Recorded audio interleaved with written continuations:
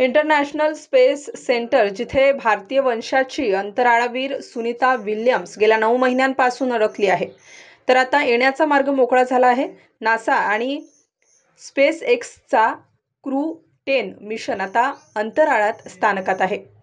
Falcon 9 रॉकेटद्वारे dragon अंतराळयान अंतराळ स्थानकात पोहोचले. यानाचे यशस्वी डॉकिंग आणि हॅच उघडल्यानंतर अंतराळवीर सुनीता विल्यम्स आणि बुच विल्मर यांना भेटले. या भेटीचे फोटो सोशल मीडियावर व्हायरल होत आहेत. 14 मार्च रोजी प्रक्षेपित करण्यात आलेले क्रू 10 मिशन 16 मार्च रोजी ISSवर पोहोचले. त्यातून 4 नवीन अंतराळवीरांना पोहोचवले आणि सुनीता अन बुच विल्मर्स यांचा परतीचा मार्ग मोकळा केला. 19 मार्च रोजी ते पृथ्वीवर परतणार आहेत. यावेळी सुनीता आणि विल्मार यांच्या चेहऱ्यावरचा आनंद अगदी स्पष्टपणे दिसत होता.